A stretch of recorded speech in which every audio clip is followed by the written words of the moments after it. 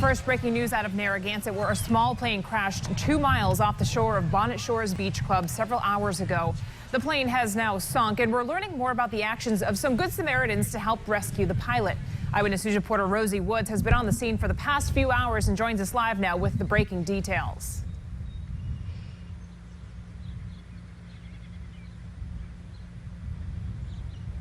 We're here in Stephen Lang's backyard. He is the witness who called 911 when all of this happened. Now take a look right over here. He says that this plane crashed right between those two trees.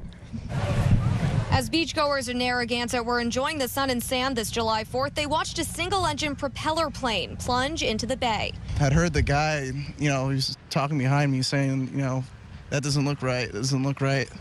I looked at him again. I could see the plane kind of teetering around a little bit, and you could see it gradually going down. And you saw a little bit of a splash, but nothing big.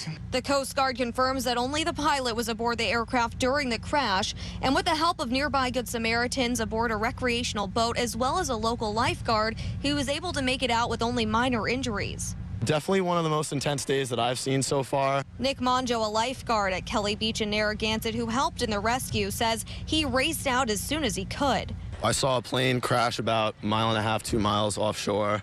So I went out with the board. I made it about halfway there.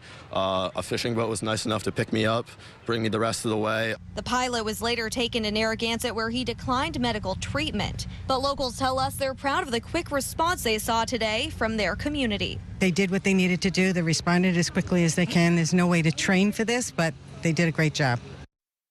Now, the Coast Guard is saying they're going to continue to monitor this crash site, but right now there's been no reports of pollution.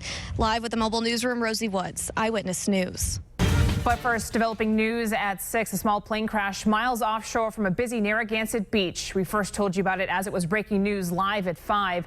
Tonight, the pilot is safe, rescued by a passing boater, but his plane has sunk. Eyewitness News reporter Rosie Woods has been on the scene all day long and spoke with eyewitnesses. She joins us from the South County Mobile Newsroom in Narragansett with the live coverage. We're in Stephen Lang's backyard. If you can see behind me, he is the witness who called 911, but if you look right over here, he says that the plane crashed right between those two trees. As residents in Narragansett were enjoying the sun and sand this July 4th, one family watched a single-engine propeller plane plunge into the water right in front of their home. And as he made the bend to come back over the bay, the engine cut out. And as a former pilot, I realized right away that the sign he was carrying was going to drag the plane right down into the water. So the family was out alone. My daughter called 911. The Coast Guard confirms that only the pilot was aboard the aircraft during the crash, and with the help of nearby Good Samaritans aboard a recreational boat as well as a local lifeguard, he was able to make it out with only minor injuries. Definitely one of the most intense days that I've seen so far. Nick Monjo, a lifeguard at Kelly Beach in Narragansett who helped in the rescue, says he raced out as soon as he could. So I went out with the board. I made it about halfway there. The pilot was later taken to Narragansett where he declined medical treatment. Lang tells us crews will be out on the bay tomorrow to salvage parts of the plane. Coast Guard was here a few minutes ago, and he said that the insurance company has already arranged for a barge to come get the plane. Now, the Coast Guard does say they're going to continue to monitor this crash site. So far, there's been no reports of pollution. Live with the Mobile Newsroom, Rosie Woods, Eyewitness News.